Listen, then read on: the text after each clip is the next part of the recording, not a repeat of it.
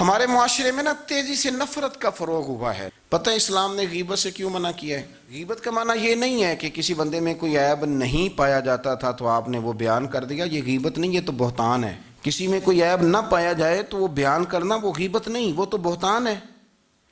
غیبت کی تفصیل یہ ہے، تشریح یہ ہے، غیبت کی تعریف یہ ہے کہ کسی میں کوئی عیب پایا جاتا تھا، آپ نے وہ اس کی غیر موجودگی میں ڈسکس کیا تو اس کا نام غیبت ہے. وہ عیب تھا، آپ سچ ہی بول رہے تھے، آپ ٹھیک کہہ رہے تھے، وہ عیب واقعی تھا، پر اسلام اس کو پسند نہیں کرتا. اسلام کہتا ہے کہ اگر تو سمجھتا تھا یہ عیب ہے تو جا کے اس کی تبلیغ کر، اس کو بتا، اس کو کہہ میاں یہ غلطی چھوڑ دے، تو نے ڈسکس کیوں کیا؟ آپ کسی شخص کے پاس بیٹھیں اور کسی دوسرے آدمی کی تعریف کریں، آپ کہیں کہ بڑا اچھا ہے، بڑا بامروت ہے، مہمان نواز ہے، با اخلاق ہے، وعدے کو وفا کرنے والا ہے، دیانتدار ہے، سچ بولتا ہے، آپ تعریفیں کریں. آپ کسی کے سامنے تعریف کریں گے نا تو بندہ کہے گا یار کسی دن ملاقات تو کرا، اور جب وہ ملے گا تو اس کی آنکھوں کے اندر ایک خاص کشش ہوگی، پیار ہوگا، ملنے کو جی چاہے گا، ایک خاص راحت ہوگی. یہ کب ہوگا؟ جب آپ نے کسی کی تعریف کر دی. لیکن اگر آپ کسی کی غیبت کریں گے، کسی کے بارے میں کہیں گے بڑا غلط ہے جی، لوٹ لیتا ہے جی، چور ہے جی، فاسق ہے جی، تو بندہ اگر کبھی مل بھی گیا تو اس سے سلام لینے کو دل. ہم نے پتہ کیا کیا، تیزی سے فروغ پایا ہے ہمارے ہاں نفرت کا ماحول. آپ کھول لیں، کوئی یوٹیوب کھول لیں، کوئی ایسا چینل کھول لیں، بس لڑائی ہے، فلانا فلانے سے لڑ رہا ہے، فلانا. مذہبی لوگوں کی میں منت کرتا ہوں کہ خدا را دین کو اس طرح کا ماحول تو نہ آپ دیں کہ لوگ کہیں کہ ان میں کوئی شے طے ہی نہیں، فلانا فلانے کا جواب دے رہا ہے، فلانا فلانے کا، اور بازاری زبان استعمال کی جا رہی ہے.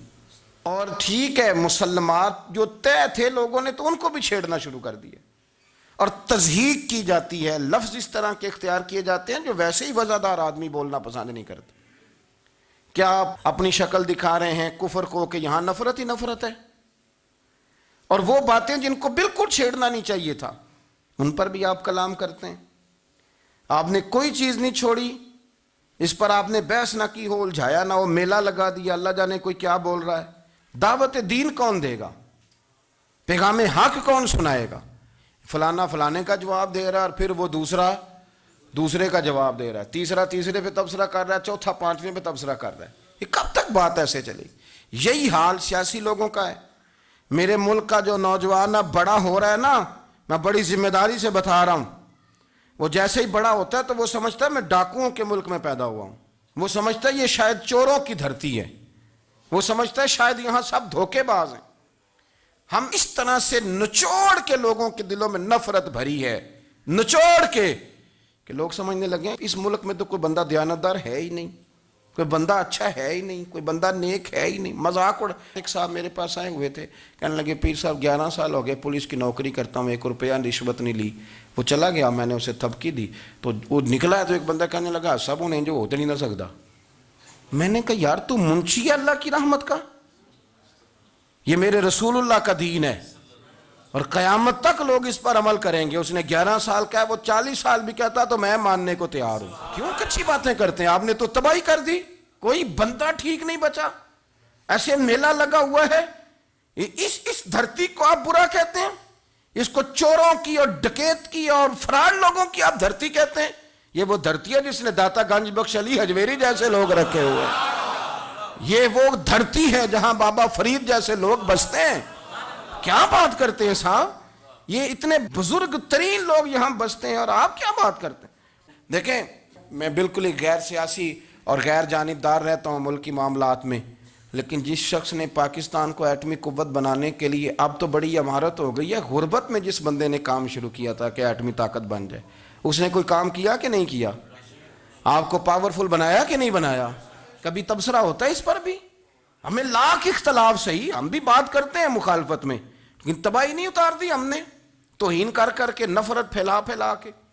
اس سے پہلے جو حکومت گئی، ایسا نہیں ہے کہ انہوں نے کوئی کام بھی ایسا نہیں جو اچھا نہ کیا ہو، ایسا نہیں ہے. میں ملک بھر میں سفر کرتا رہتا ہوں، میں دیکھتا ہوں بہت ساری جگہیں ایسی ہیں، بہت سارے دیہات ایسے ہیں جس میں بڑے بڑے شاندار روڈ بنائے گئے، کام کیا گیا. ان کی 99 خامیاں اپنی جگہ پر، خوبی کا بھی تو ذکر کریں. یہی حال اس گورنمنٹ کا ہو رہا ہے. लाठ लेके लोग हैं, ये भी गंदा वो भी गंदा। ये आप किस तरह की बात कर रहे हैं? आपने तो मुल्क को ये नाम दे दिया है कि यहां कोई अच्छा इंसान बचता ही नहीं। मौलवी हैं तो सारे बुरे हैं, पीर हैं तो सारे बुरे हैं। क्या बात करते हैं साहब, ये मेरे रसूलुल्लाह की कौम है, ये नबी पाक की उम्मत है, और हुजूर ने फरमाया मेरी उम्मत कभी गुमराही पर जमा नहीं होगी।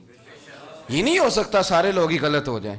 लेकिन हमने तबाही उतार दी। जिसके हाथ में स्पीकर आता है वो सबकी पगड़ियां उछालना जरूरी समझता है। जिसके हाथ में कलम आता है वो कहता चूंकि मैं लिख रहा हूं तो मैं अकेला ठीक हूं, बाकी सारे गलत हैं। मोहब्बत को फरोग दें, प्यार करें, अखुवत का रंग देखें।